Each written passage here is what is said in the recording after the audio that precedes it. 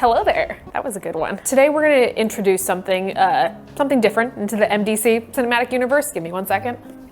Surprise!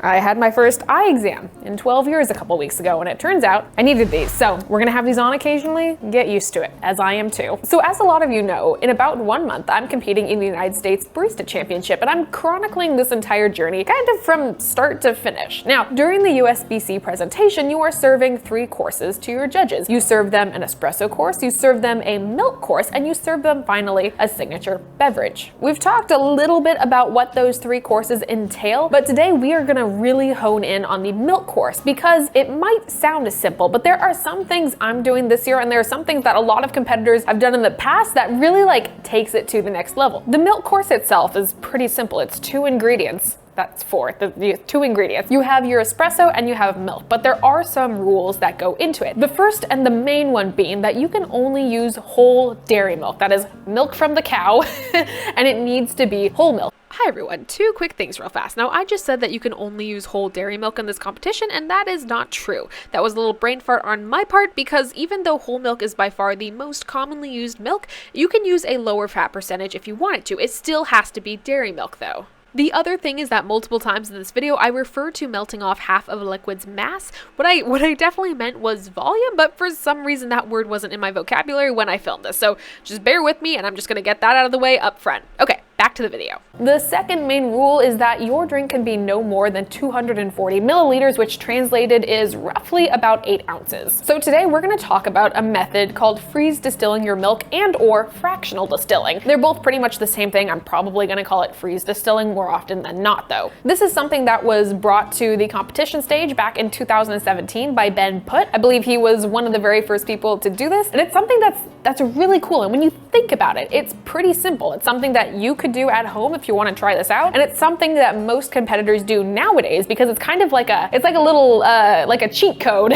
to get some of the best tasting milk you'll probably have in your life. So what is fractional or freeze distilling? Well, it's essentially when you are separating components of a beverage or some sort of liquid by their different melting points. Now, when we're using whole milk is made up of a lot of sugars, it's made up of a lot of proteins, it's made up of a lot of fat, and it also has a good amount of water content in it. Now, the main delicious creaminess, flavorful, sweet stuff that you commonly associate with whole milk comes from those first ingredients. It comes from the sugars and the fats and the proteins that are in milk. The water content is just kind of it's there and it has to be there. But what if there wasn't as much of it? So essentially what you're doing when you're fractionally distilling something is that you are melting off the fats, proteins, and sugars first because they have a much lower melting point than water does in milk. Now we're gonna do this today. I've already kind of gotten it started, but in the meantime, while I gather all the things we need, I'm gonna give a huge thank you to our sponsor for today's video. I wanna give a huge thank you to Brightland for sponsoring today's video. Brightland is a female-founded olive oil brand that focuses on sourcing high-quality oils from family-run farms in California and turning them into something special. From their standard bottles to their infused oils, such as garlic and chili, Brightland creates oils that'll elevate your meals to the next level. Recently, I've been really enjoying their garlic-infused olive oil. It's been a game changer when trying to make quick lunches in between my work and competition schedule. The oil is incredibly smooth and has a zesty garlic flavor that makes even the simplest of pasta dishes super tasty. Another thing I love about Brightland is their beautiful packaging, which makes their oil sets a great option for gifts as well. Not only does it look nice on the counter, but with olive oil being such a common ingredient in many dishes, almost anyone will be sure to get great use out of it. So if you're interested in taking your olive oil game to the next level and learning more about Brightland's high-quality products, click the link in the description and get 10% off your next purchase. That's brightland.co/MDC and get 10% off. Thank you again to Brightland for sponsoring today's video. Welcome back. I want to give now actually a little flashback to Morgan of yesterday. Hi everyone, this is day before Morgan, as you can see, and we need to get our gallon of milk frozen so we can start thawing it tomorrow. So into the freezer we go. Just figure out how to, I'm gonna put this in there. I think our freezer is extra funny because right now it's just gallons of milk and then just piles of Cometeer coffee. That about explains the stage we're at right now. Okay, thank you, Morgan of yesterday. Since we put our milk in the freezer, now about 24 hours later, we have this, which is just a a really solid chunk of frozen whole milk. Real fun. But the process we need to address next is that we now need to melt off the fats and sugars and proteins that are in this whole milk. This is not a complicated process. Like this feels like something that should be more difficult perhaps, or like kind of more intimidating, but it's not, because we really only need one other tool at this point. And that other tool is something to hold your milk.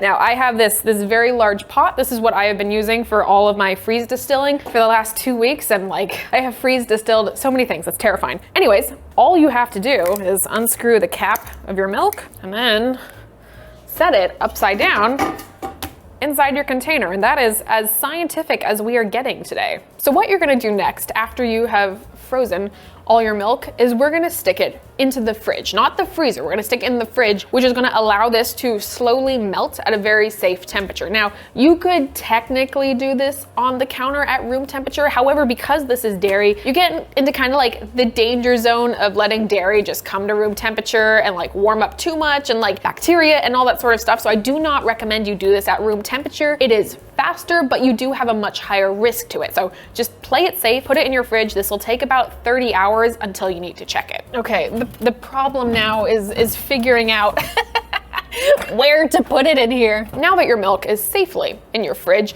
just leave it there for about 30 hours and then you can begin looking at it and tasting it. Now, I like, as I mentioned before, for my freeze distilled milk to be about half of the original mass of my milk. I've found that is kind of a sweet spot on average, but if you get a spoon, you can kind of taste it, you know, a little bit before or after those 30 hours, and perhaps you'll find like a different sweet spot that you like the flavor of more. Totally fine. These are just guidelines because there are so many variables that I can't control on your end. Anyways, I will see you guys here in a minute because I did this process ahead of time and I already have our freeze distilled milk that we're gonna use today. Okay, this is the milk that I just finished prepping the other day. This is about half a gallon of that whole milk that was now freeze distilled to be something that is much creamier and sugarier and like fattier and like really, really delicious. Once you are done freeze distilling your milk, you will want to put it in some sort of like sealed, safe container. So again, you don't have like chances of cross-contamination or bacteria. I also do recommend you put the expiration date on your external container. It's something that you can lose track of pretty frequently. So again, just always mark it on the top just for all your food safety needs.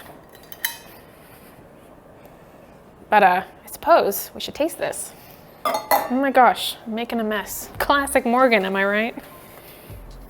I also got us some regular whole milk so we can test these side to side because I want to show you the difference in how these two types of milk steam. Even though they are both whole milk, technically, they do act pretty differently when introduced with air. So into our handleless pitcher, I'm gonna pour some of our regular whole milk. This is non-freeze distilled. And then very carefully, I'm gonna try my best to do this. Okay, maybe I should have picked a container that pours a little better. But I have made my bed, and now I will lay in it. Well, we have our two different types of whole milk here. I have some glass cups that you'll be able to see the different kind of like foaminess of them. So let's go back to the espresso machine. Let's steam up some of these milks. Okay, so what we're gonna do is we're going to steam up our whole milk, our regular whole milk first. Then we're gonna steam up our freeze distilled whole milk. Now, I'm not gonna add any espresso to them just yet. We're gonna talk about that afterwards. I just wanna show you like very literally how these two steam differently and then how they kind of set up differently afterwards. Okie dokie.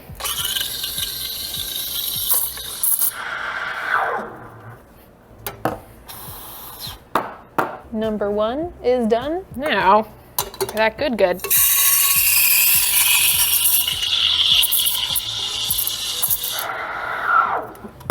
Back to the counter.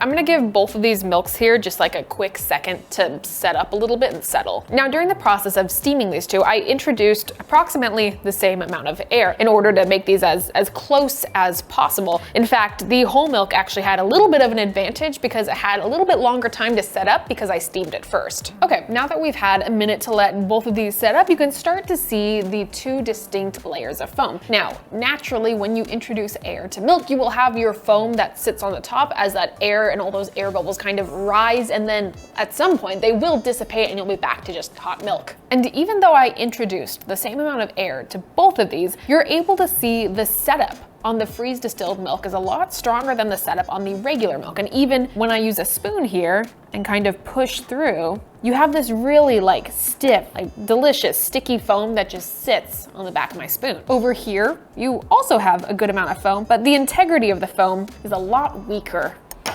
But what does all of this mean in terms of flavor? Well, let's taste our regular whole milk first.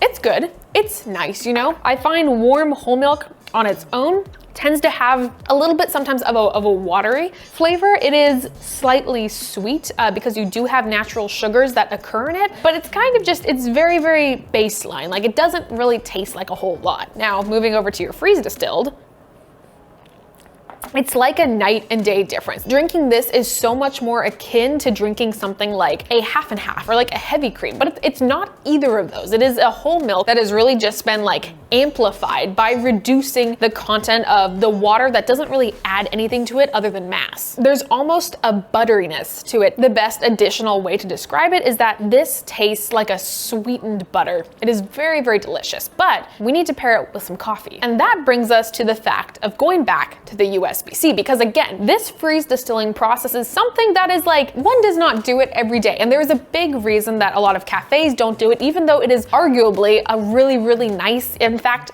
in some people's opinion, better milk to pair with coffee. I really, really love this milk. I feel very passionately that it improves most of the coffees it is paired with. But that being said, I really dislike the wastefulness of this entire process. It's something I kind of have to like suck up during competition season, and I do my best to minimize it as much as possible. So that's a big reason that a lot of cafes don't do it. The other main thing is that it is incredibly time and labor intensive. Now, I'm able to do this pretty easily because I only need like half a gallon at a time for like my practice sessions. But that being said, again, it is 30 hours in the fridge even to just get a little bit of our freeze distilled milk. So those are the two main reasons you won't see this around very often. After I had gone through this entire process of freeze distilling my milk and deciding I was going to use that type of milk, the next question I had to face in terms of my USBC presentation was, what size drink do I want to make? The fact that we're using freeze distilled milk does need to be a major factor in that size consideration, because as I mentioned, this is a milk that has essentially been amplified, meaning it has much stronger flavors than a traditional whole milk. That needs to be taken into consideration because in the scoring of your milk beverages, there is a component of balance. You don't want your milk to overwhelm and like completely obliterate whatever espresso you're serving your judges. Reading off the actual rule sheets here, one of the scoring factors that they look for in your milk beverages is going to be a visual component. So is the latte art on top symmetrical? Is it placed well in the cup? And is the top of your latte like glossy and like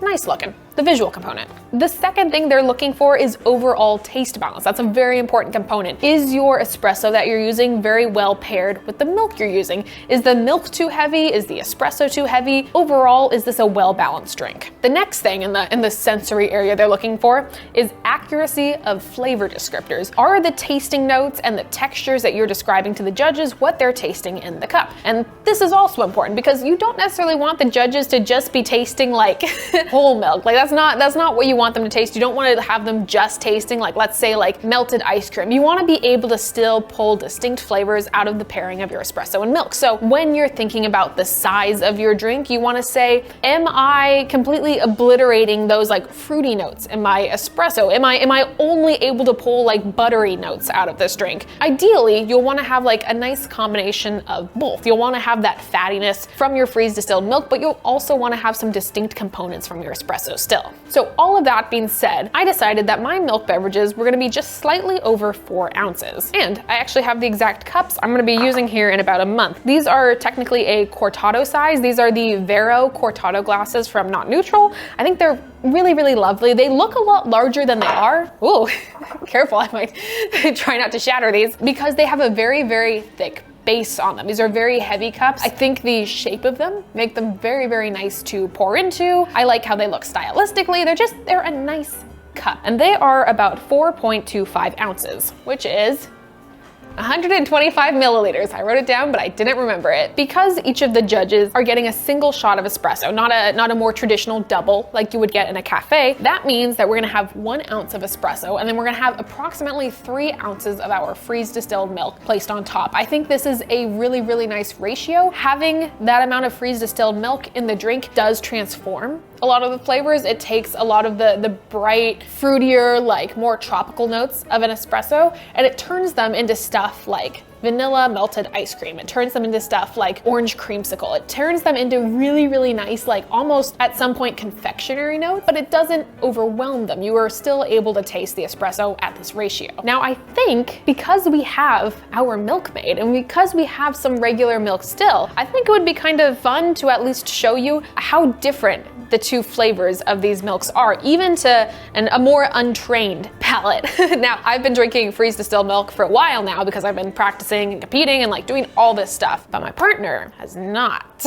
I thought we would make 2 cortados. I have 2 glasses here. I thought one of them would be the freeze distilled milk and the other one will be our traditional whole milk. We're gonna make them the exact same espresso, exact same cups even. Then we're going to mix them up. We're gonna give him, Graham, our lovely cameraman and extra person in the house, we're gonna give him a chance to try both of them kind of blind and then guess which one is the freeze distilled milk, because I think he'll be able to tell the difference, which means you should too. I gotta go make some cortados. So guys, if you haven't met Graham, Graham, come out.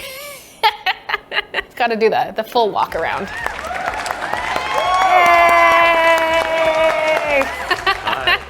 Hello. I'll give you my lav mic when the time comes. All right. You have to leave now because I have to make some cortados. So to the office. Thank you. I have our 2 cortados ready. This one right here is the freeze distilled one. Okay, Graham, he's got a little sleeping mask that is perfect for this sort of scenario. We're gonna do this so cautiously. A little bit more, okay, rotate. You've got a drink here and one here. Which one would you like to try first? Let's do that one. There's your drink. For my lips. Okay. I'll take that from you. Okay, got drink number 2 right there. Thoughts and concerns? Which one do you think is the freeze distilled? It's probably this one, isn't it? This one's really sweet by comparison to that one. So you're going with the one you currently have? Yeah. You're right! Good job, Graham. You can take off your blindfold. You're just gonna take that? You can have that one if you'd like to drink it. All right, well, thank you for your sign. Okay, I'm kind of sad because now I don't get to drink that one. You can drink it. No. You drink this stuff every day? Yeah, I drink that stuff every day. Well, and now I've been left with the somewhat lackluster cortado. But that being said, hopefully that was at least a little bit of a decent example that these 2 milks do taste noticeably different in a coffee format. And hopefully this was a cool little video about freeze distilling. Now this is something you can very much try at home. If you pick up, again, a gallon of whole milk, all you have to do is freeze it entirely, then put it in a container that will hold its mass, turn it upside down and start draining it. You will need to drain it for probably about 30 hours at minimum, and then after that you can start to taste it and kind of get it to the exact level of freeze distilled that you want it to be at. I usually recommend melting off about half of the mass. That tends to be that sweet spot of all those fats, sugars, and proteins, but if you want to go a little bit longer or a little bit less, totally up to you. After that, make sure you store it safely in a separate sealed container. Make sure you put the expiration date on it, and then you are free to consume it as you would a normal milk. This stuff pairs amazingly in drinks. It steams super, super well. It is very creamy and soft and fluffy and super sweet. So if you want to add it to your coffee, go right ahead. If you want to put it in a hot chocolate, please be my guest. Do whatever you like with it. It's very simple and it is very, very delicious. Now I'm really excited to be pairing freeze distilled milk with the coffee I'm using in my milk beverage, which we will be talking about in the next video. I'm going to be talking about the 2 different coffees I'm going to be using, why I'm using them, and what they taste like. And I am so jazzed. Like, all the different components for this competition are very rapidly coming together now. There was a lot of the script writing process. It took a long time, but now that is mostly done, now it's all the fun bits and bobs that we get to come together, and it's just a lot of tasting and drinking delicious things, and it's an awesome time. So with that being said, this was the video for this week. I hope this was kind of educational. I hope this was a new kind of fun topic perhaps to you, and something that maybe you'll want to try at home to replicate. If you want to check out any of the links today, I'll be including a couple articles that I found really helpful about freeze distilling and the entire process of like fractional distilling. I'll also be including links to our sponsor today if you would like to check them out. I highly recommend you do. And besides that, yes, I hope you had a fun time today. As usual, I am Morgan Drinks Coffee, pretty much everywhere I'm active. You can find me here once a week for a long video, plus lots of shorts. You can also find me on Instagram or TikTok. If those are your jam, I'm pretty much there every single day. And I hope you have a great rest of your day. So until next time, everyone, goodbye.